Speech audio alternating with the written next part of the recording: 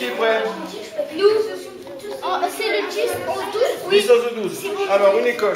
Alors, construction de 4 groupes de mélange. École. Une école. Vous devez des tours. Après, installation d'un stade sur terrain plat. Où on va avoir un stade? Oui. Allez, tu me dois. Oui. Regarde ta monnaie, donne-moi. La plus dessous, on dit pas. Les pauvres. Les filles. Une école. Le numéro 1 de la commune B. Il n'est pas non plus. Et les routes, bien entendu. Et les ports aussi. Mais les ports, non. Les ports, ils n'ont pas cassé. Mais les routes aussi, hein, sont recalculées. Alors, moi je pense qu'il y a... C'est bon, les routes, elles sont en jaune. Oui, d'accord. Quel est le dommage? Oui. Mais je pense qu'il y a une commune qui va être en faillite. C'est celle-ci. Est-ce qu'il y a d'autres communes qui vont être en faillite? Oui, Alors, par contre, puisque vous avez la carte, allez, construit en jaune endommagé. Est-ce que plus de changer avec un billet? Alors, qui c'est qui a calculé aussi? Combien? Oh, peut-être, c'est sûr. Oui. Eh ben, Quatrième tour. Ah, pas quelque chose. ah oui. On a acheté quoi? Le billet de 5 tours peut le réduire en 10 ou pas? Pour aller de là à là, de là à là. Le quatrième. Ah, je te sais. 3, 7, non, non. 9. Vous avez juste combien? 9 routes normales et du jaune. plus de 3 en bas. Après, si on dit jaune, ouais, mais ça après, c'est énorme, ça après, il faut voir ta feuille numérique. On va regarder un peu là combien. 10, 11, 12. Mettez-la en place. La fiche, on a beaucoup de 10. Ah non, c'est un rapport. 2. Oh, ça va, vous allez faire la monnaie. Et 2 groupes de maison. 2 billets. Ça y est, c'est à toi. 3. C'est à toi.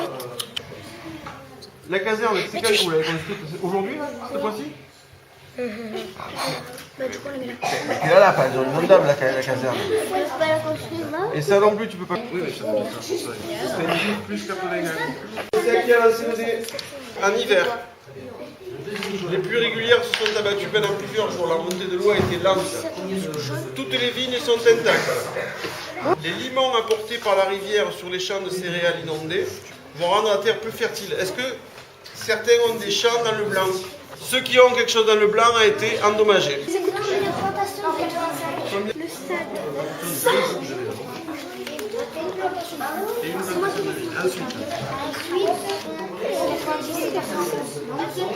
Installation des stades sur terrain plat, construction de 2 groupes de maisons, construction de 3 groupes de maisons. Ça. Allez, tu me fais passer. Allez. Ah non, aussi on doit un stade. Eh ben, allez. Donc un stade et 6 groupes de maisons. Mission de 2 vignes, Et après, construction de 2 groupes de maisons.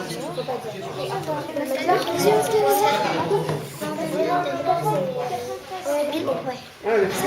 Hop. Vous installez, vous comptez vos impôts. Non, pourquoi on ne met pas ça?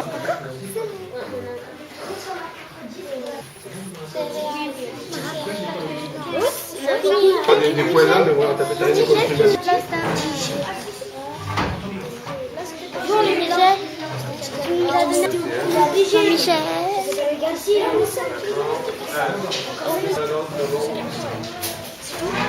Michel, comment? Michel. Elle est mal. Voilà. C'est presque. Regarde les tubes.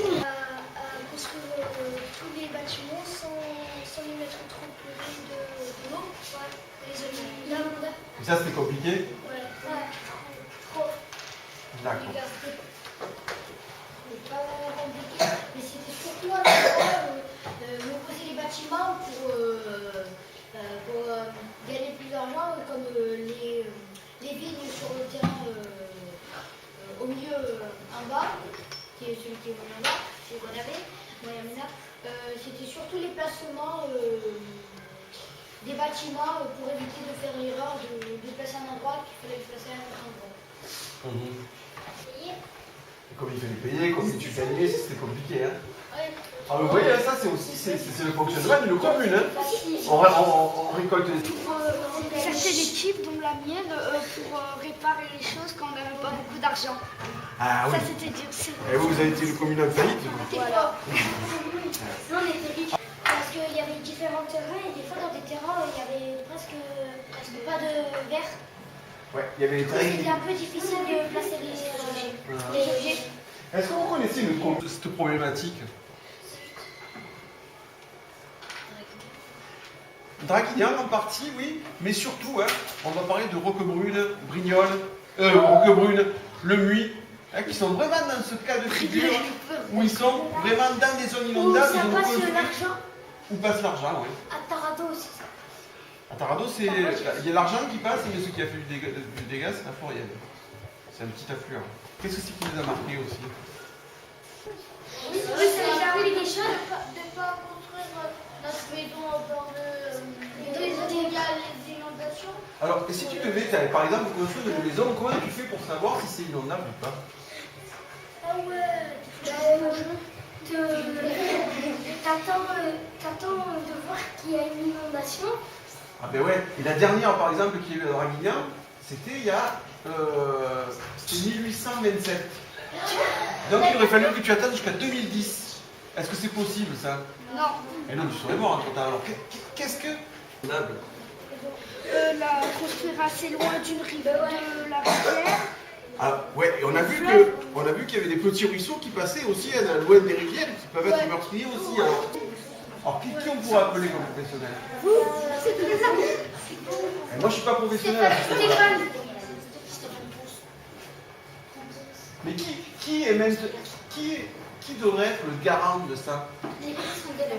Le maire, bien entendu. Le maire normalement est le garant de donner des permis de construire dans des zones qui ne sont pas inondables.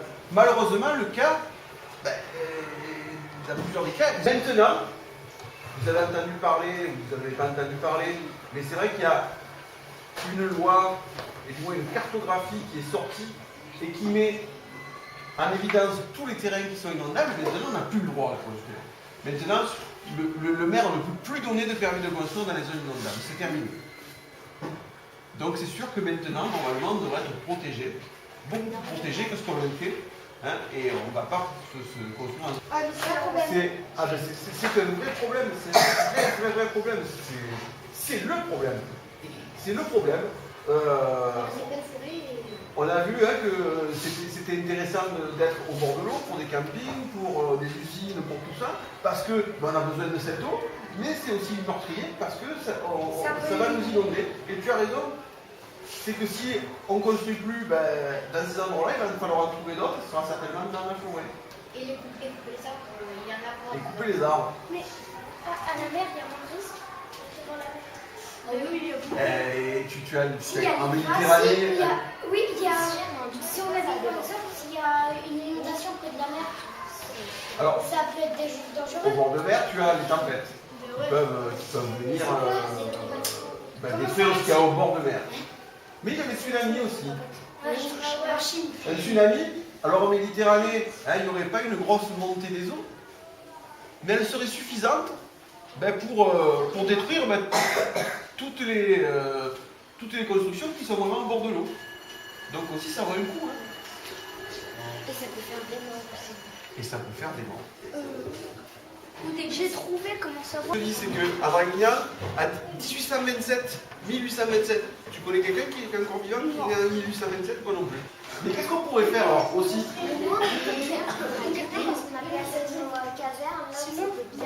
Ouais, c'est le meilleur de Draguignan, c'est sûr. Tu as raison. Maintenant, on va être obligé de mettre. Maintenant, on va être obligé de mettre des repères. C'est-à-dire que chaque fois qu'une zone aura été inondée, une zone qui fait du public, on va être obligé de mettre un repère de crue. On va être obligé d'indiquer la hauteur d'eau à laquelle elle est montée. Si on mettait un barrage au Caraïbe, en plein milieu, pour éviter qu'il y ait une inondation, est-ce que le barrage peut se détruire s'il y a une vraiment forte inondation ou pas? Alors, mais ça peut passer l'eau et ça peut passer le barrage. Par exemple, quoi? est-ce qu'on peut retenir toute l'eau avec un barrage? Non, avec ça, mais quand moment donné, ça va passer par-dessus. Et après, quand tu fais un barrage, il faut que tu aies le terrain pour pouvoir inonder. Si tu mets un barrage pour Brignoles et que tu le mets à Vence, tu vas inonder Vence. Si tu le mets, si tu le mets à Tours, tu vas inonder Tours. C'est où que tu vas avoir plus d'eau? Dans la rivière. De la mer. On se rappelle ça? Là. Mais là, qu'est-ce qu'il y a? Qu'est-ce que c'est ça? Les affluents. Et les affluents, eh ben, tu fais un barrage ici. C'est bien. Mais tout ça, c'est quand tu vas te donner de l'eau. On va te le mettre ici, là, la Brignoles. Il faudrait mettre des barrages partout. Qu'est-ce que tu fais alors? Tu le donnes au Brignoles? Ah non, Ah, c'est pas possible. et qu'on fait des partout, il y en a d'autres. Il y en a d'autres. Avec faire ça, on met des barrages là. On en met de partout des barrages. Tu peux, mais pour qu'il soit efficace ton barrage, il faut qu'il soit là. Si tu le mets là, il n'est pas efficace. Ben ouais. Tu as toute l'eau qui va venir. Donc ton barrage, pour qu'il soit efficace, il faut qu'il soit là. Et ensuite, il faut que tu aies l'espace pour pouvoir faire ton lac. Hein. Ouais. Et Ça, après, c'est le lac, il compliqué. va aller où? Hum Après, le lac, il va aller où? Ben, le lac, voilà. Et là, si tu as un village, ben, il est inondé. On dit que pour la crue de l'Argent de 2010 et de 2011, il est tombé la quantité d'eau qu'il y a dans le lac de Sainte-Croix.